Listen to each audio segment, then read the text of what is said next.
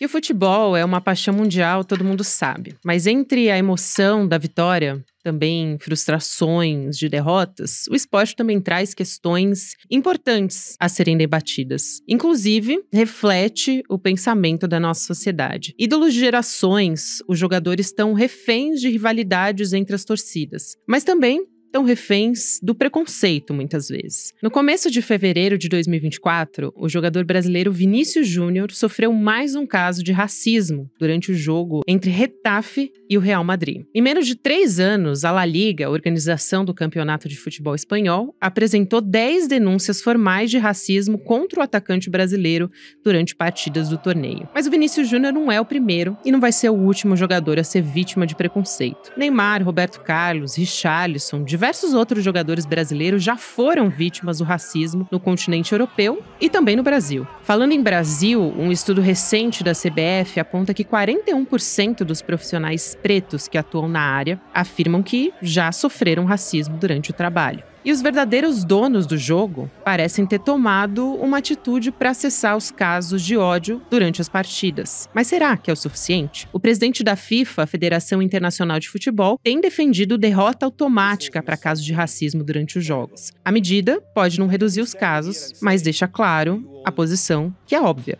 O racismo no futebol também é crime. Quinta-feira, 15 de fevereiro de 2024.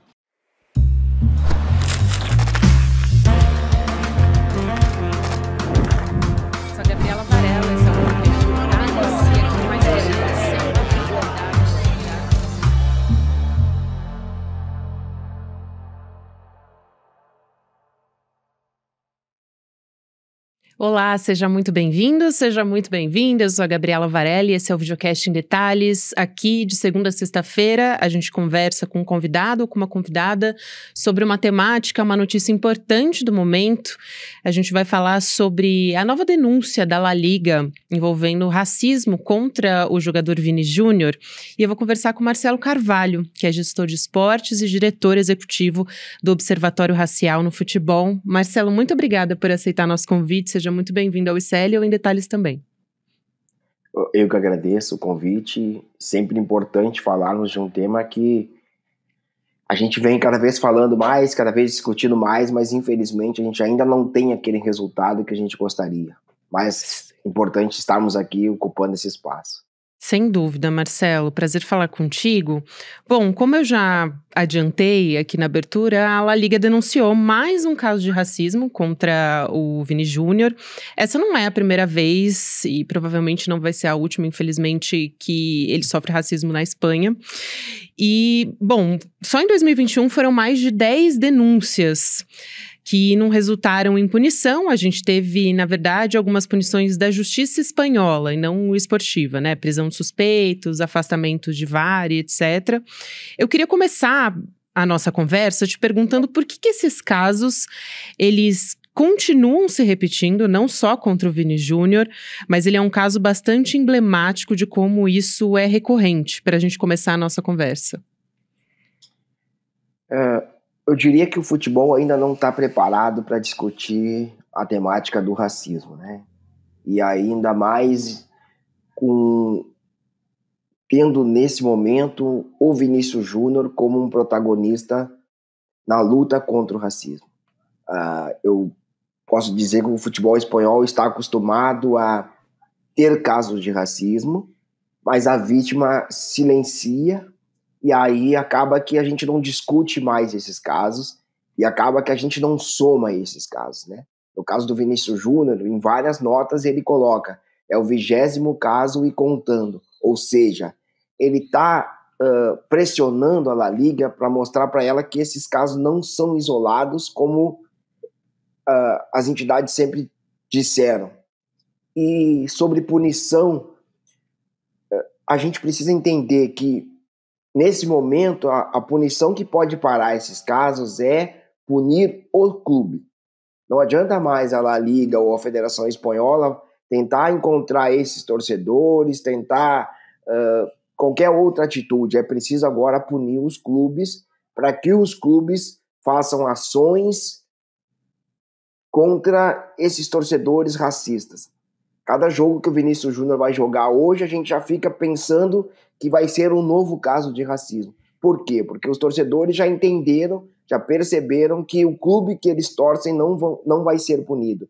E que eles, infelizmente, também vão ter uma pena muito pequena. E por isso os casos vão se repetindo.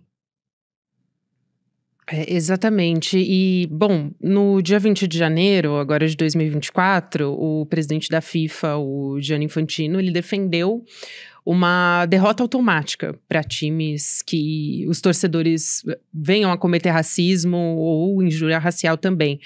Eu queria perguntar se, quando a gente está falando dessa punição, se essa seria uma posição a contento que você defenderia, se você considera que ela seria mais severa. Como é que você avalia essa declaração do presidente da FIFA? Vamos por partes, né? Eu avalio que essa decisão de punição, de derrota para o clube cujos torcedores estejam cometendo ato racista, ela é a mais acertada. Por quê? Porque aí a gente vai começar a ter outros torcedores e os clubes pensando na prevenção. Ou seja, vai estar todo mundo preocupado para que esses atos não se repitam. E mais do que isso, esses torcedores racistas vão se sentir acuados para não repetir o racismo dentro do estádio de futebol. Sobre a declaração do presidente, ela é uma declaração que ele disse que ele pensa que essa seja a melhor atitude a ser tomada, mas ele não pensou na implantação dessa punição. Ou seja, foi mais ou menos um jogar para a torcida. Por quê? Porque isso dificilmente vai acontecer de fato.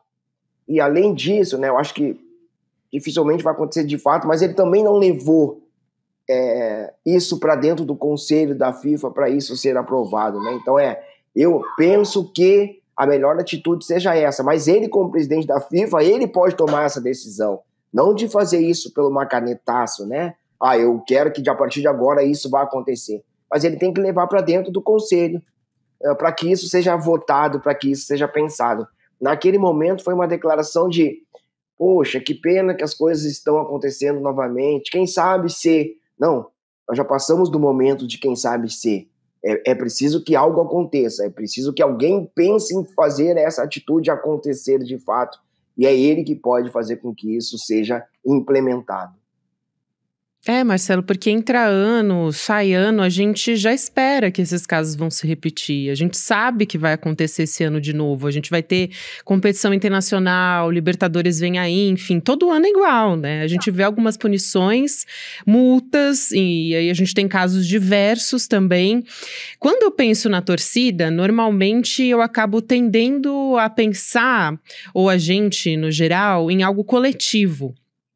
Mas acontece, por exemplo, da câmera pegar alguém no flagra, no gestual, ou então na leitura labial, por exemplo, teve aquele caso da torcedora do Grêmio em 2014, que foi bastante emblemático contra o goleiro Aranha. Qual é a dificuldade de identificar esses casos desse tipo? Classificar, isso é uma injúria racial, ou então é racismo, porque tem essa questão da coletividade. Você toca num ponto que, para nós do Observatório, é um ponto que a gente vem batendo desde a criação do Observatório em 2014. Vejamos, o Código Brasileiro de Justiça Desportiva, no seu artigo 243-G, diz que, conforme o número de torcedores que cometerem um ato de racismo, o clube pode ser punido com multa, perda de mando de campo, e pode levar até a perda de pontos e exclusão do campeonato. Mas o artigo, ele não deixa claro, nítido, qual é o número de torcedores que pode levar um clube a ter essa punição. Então, assim, a gente precisa diferenciar muito os casos de racismo que a gente vê notícias acontecendo. Por exemplo, a gente pode ter o caso de racismo de um torcedor insultar um jogador, e pode ter um caso de racismo de uma coletividade, que é os casos que mais acontecem na Europa, que é uma coletividade com cânticos racistas na arquibancada. Conforme diz o Código Brasileiro de Justiça Desportiva, uma coletividade pode levar a perda de pontos e exclusão do campeonato. Então a gente precisa que isso seja mais nítido, né? Que a gente precisa reescrever esse artigo para definir quais as situações que de fato pode levar um clube a perder pontos. Por quê? Porque o Observatório monitorou mais de 200 casos de racismo. E muitos casos de racismo, quando ele é cometido por um torcedor, tem tribunais que entendem que um clube não pode ser punido pela ação de um torcedor. Então, do jeito que está hoje definido, eu estou falando de Brasil, do jeito que está definido hoje no Brasil, a gente vai ter sempre o julgamento realizado por aquele número de auditores que estão julgando aquele caso, porque a gente não tem uma jurisprudência nesse sentido. Sobre se o caso vai ser classificado como racismo ou injúria racial, no artigo 243G, ele também não se atém a esse fato. Ele se atém ao ato de discriminação. E aí, pelo ato de discriminação, não é levado ao Tribunal de Justiça desportivo, né?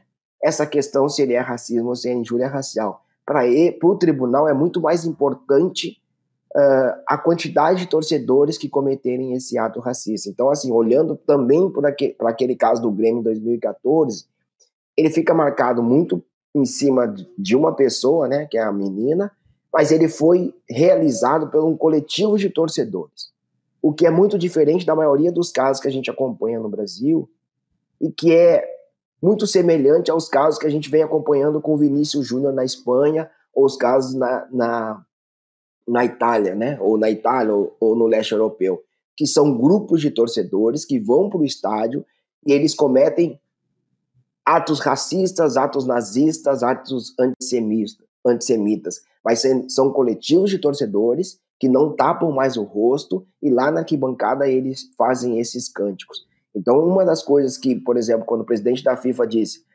quando o ato de racismo for cometido, o clube tem que perder pontos. Mas aí a minha pergunta para ele nesse momento seria: quais casos de racismo levariam a essa punição? Porque nós, torcedores, a gente fica com essa impressão que todo caso de racismo vai ser punido com perda de pontos ou exclusão do campeonato. E não vai ser isso. Não tem como ser isso, né? Infelizmente, não tem como a gente punir todos os casos iguais, porque eles vão ter gravidades. Então, esse é o ponto que acaba que a gente fica discutindo aqui fora, enquanto torcedor, que todo caso, ou que esse caso e aquele caso deva ser perda de pontos ou exclusão do campeonato. Mas a gente tem que entender a lei, o que está escrito na lei e forçar a mudança do que está escrito na lei, para que daí, de fato, a gente comece a ter punições mais efetivas desses casos, seja nos campeonatos nacionais, seja na Libertadores, seja fora do Brasil. E outro ponto também muito importante é que, por exemplo, no Brasil o racismo é crime. Na Espanha, o racismo não é crime. Na maioria dos países da América Latina, o racismo também é crime. Então, o tribunal também não vê com essa gravidade que nós brasileiros olhamos para esses casos. Então, a gente sempre precisa fazer esse recorte para que a gente não coloque toda a denúncia de racismo no mesmo lugar e queira que essas denúncias tenham a mesma punição.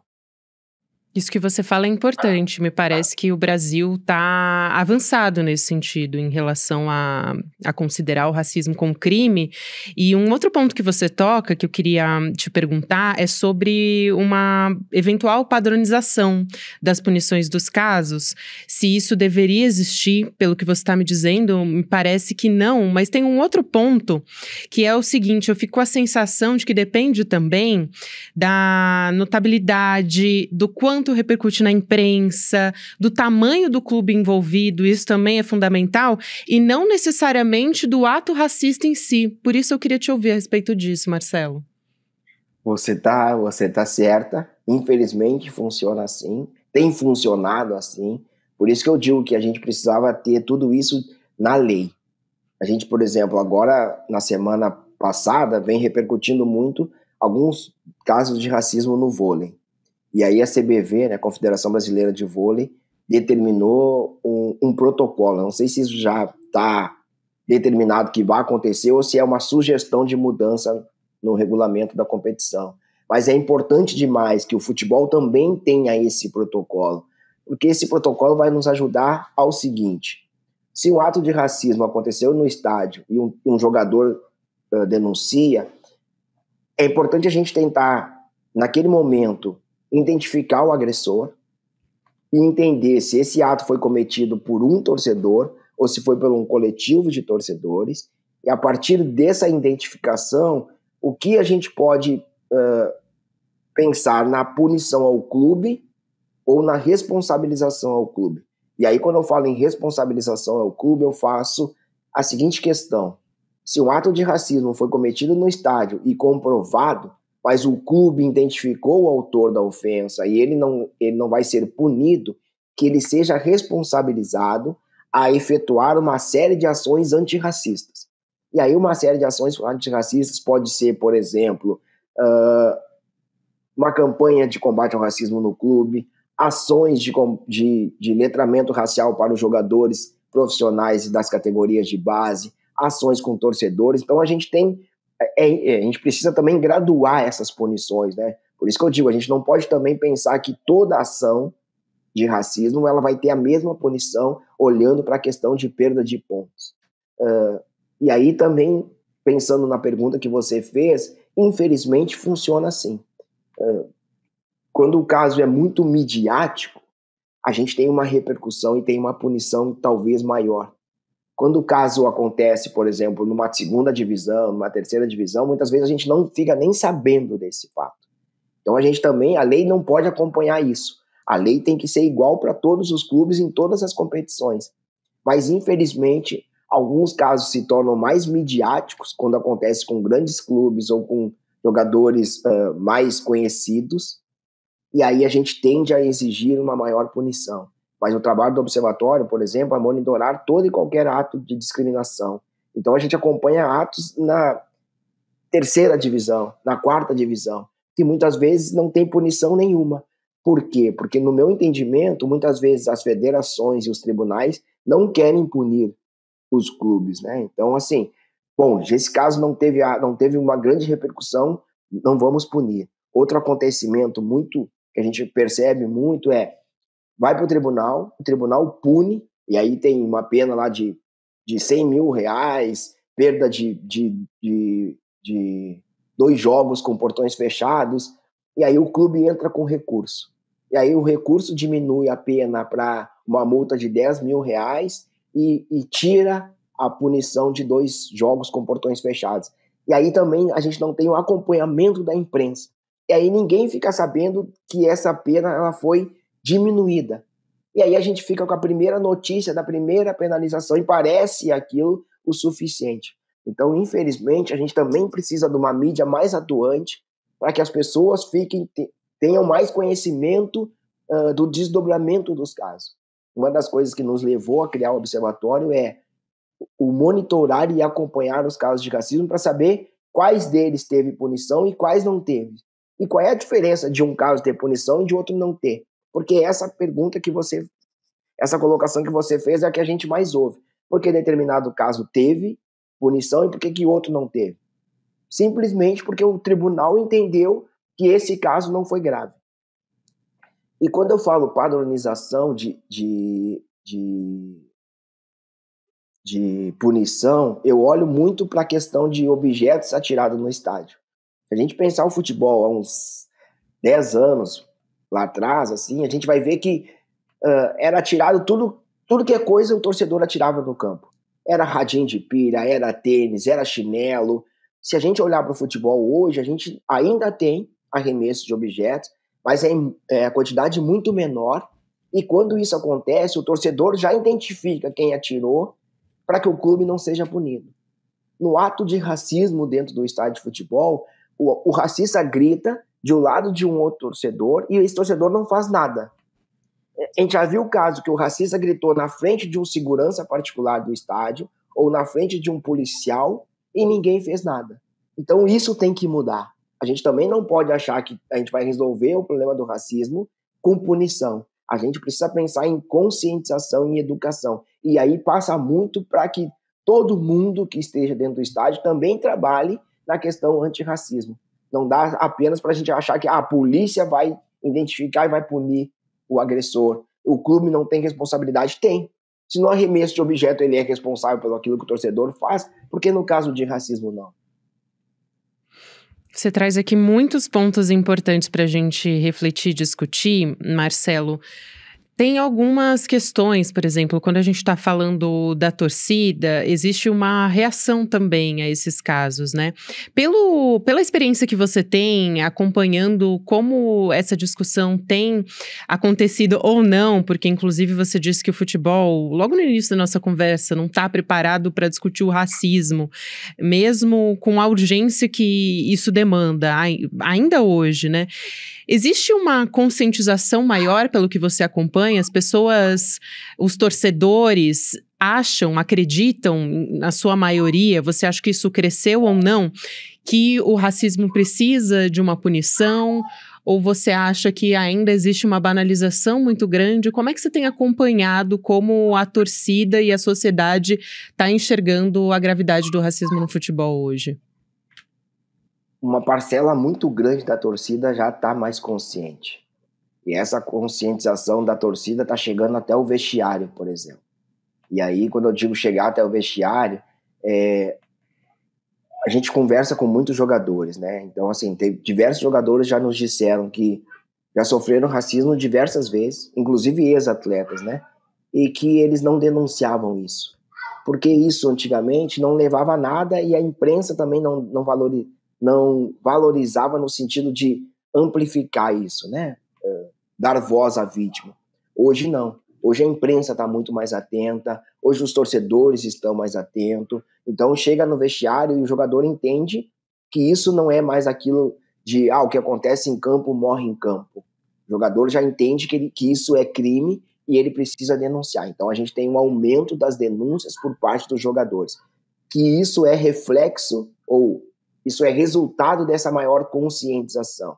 A maior conscientização está fazendo com que grupos de torcedores comecem a se organizar no sentido de...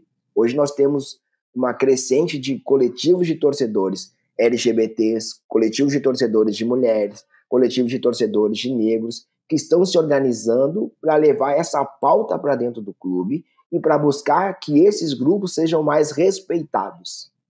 Então isso é reflexo da conscientização. Qual é uma questão que ainda precisa avançar muito no futebol, é o clubismo. Quando a gente fala de casos de racismo, por exemplo, se é com o meu clube, se o meu clube for vítima, eu quero que o outro clube perca pontos e que a punição seja severa. Mas se foi um torcedor do meu clube que cometeu um ato racista, aí eu já digo assim, será que isso de fato aconteceu?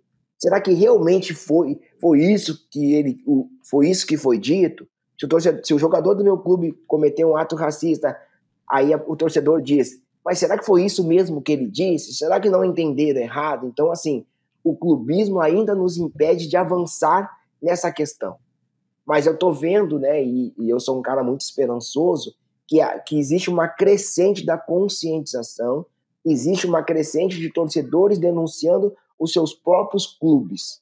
E é isso que é um trabalho que o Observatório vem fazendo e vem chamando os torcedores, né? Para que esses torcedores sejam de fato torcedores antirracistas, que é denunciar o seu próprio clube, que é cobrar do seu próprio clube que ele faça ações antirracistas e que ele se posicione quando houver um caso de racismo. Então, é o que eu digo, assim, se de um lado a gente tem a esperança que algo vem mudando, de outro lado a gente também tem essa preocupação muito grande e muitas vezes isso acaba entrando como se fosse uma disputa de jogo de futebol, né? O meu clube é menos racista que o teu, no meu clube não tem racismo, ou nunca teve. Então, isso também nos impede de avançar de fato na luta contra o racismo.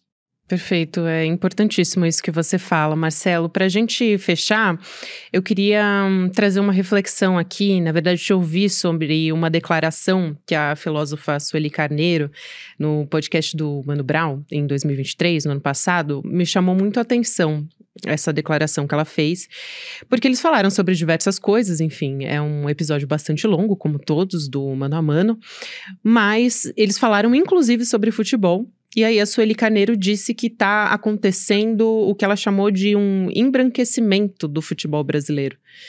E eu queria perguntar se você concorda com ela, o que você acha dessa afirmação, dessa reflexão que trouxe a Sueli Carneiro? Em primeiro lugar, eu dizer que essa reflexão da Sueli nos levou a buscar parceiros para que a gente fizesse o primeiro levantamento da diversidade, que foi lançado pelo Observatório ano passado, e a gente queria ouvir justamente os protagonistas desse mundo do futebol, né? Não só os atletas, mas quem trabalha com futebol. E aí foram feitas algumas perguntas. E uma das perguntas era sobre raça, uma das perguntas era sobre orientação sexual, sobre religião.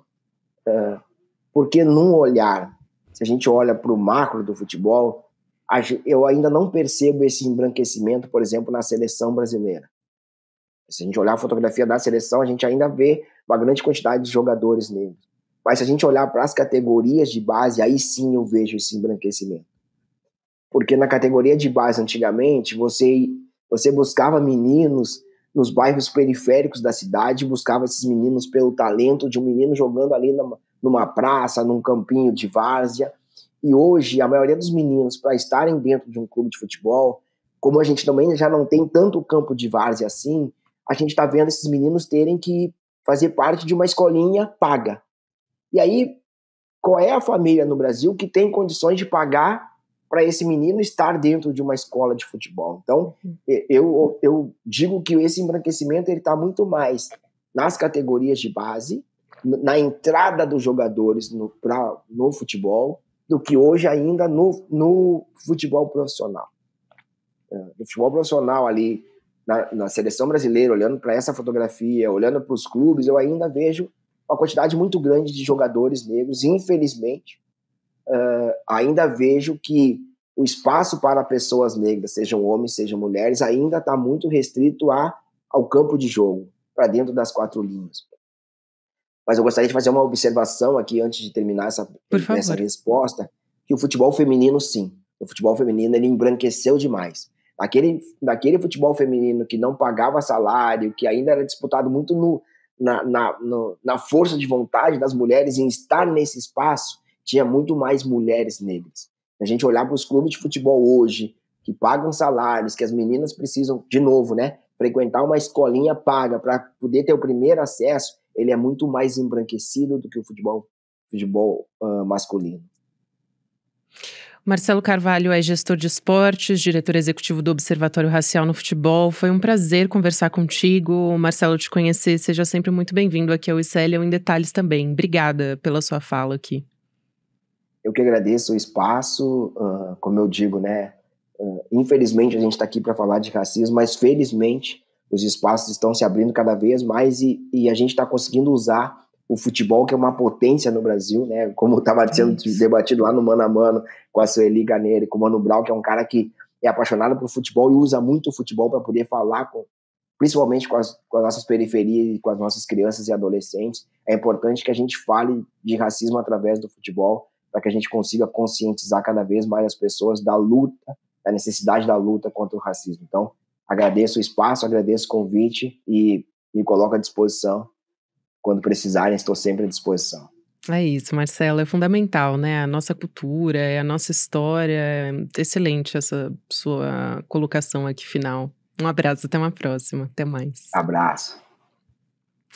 O Geocast Em Detalhes fica por aqui. Antes de encerrar, eu quero te lembrar que a gente está com uma aula super importante, super potente, uma das mais inspiradoras que o ECL está trazendo aqui agora, que é um encontro com o Renato Freitas, com o Eduardo Moreira e o Renato Freitas, ele que é o Renato, né, que é deputado estadual do Paraná e traz bastante detalhes da história dele que ele nunca contou em relação às origens dele, que é uma voz da periferia, que tem essa alma também de embate com as elites muito forte. O Eduardo Moreira conversou com ele e aí ele vai estar ao vivo com o Edu no dia 18 de fevereiro, um domingo, 8 horas da noite. Essa é uma oportunidade que para você participar tem que fazer a inscrição, que é gratuita, mas tem uma vaga, né, que você precisa para poder assistir essa aula. Então, você faz a sua inscrição em em emdetalhesicl.com.br/aula para poder assistir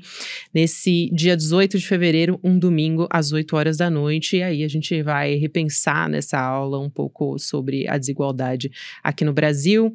Lembrando que você pode chamar os amigos também. Muito obrigada a você que nos acompanhou até aqui. Acho que casou direitinho, né? Essa aula do Renato Freitas também com esse tema que a gente discutiu aqui, fundamental no Em Detalhes de hoje. Quero agradecer você que ficou comigo até esse final. Agora você fica com Mercado Investimentos, depois tem Rolê ICL e às 6 horas da noite, ICL Notícias, segunda edição. Um abraço e até mais.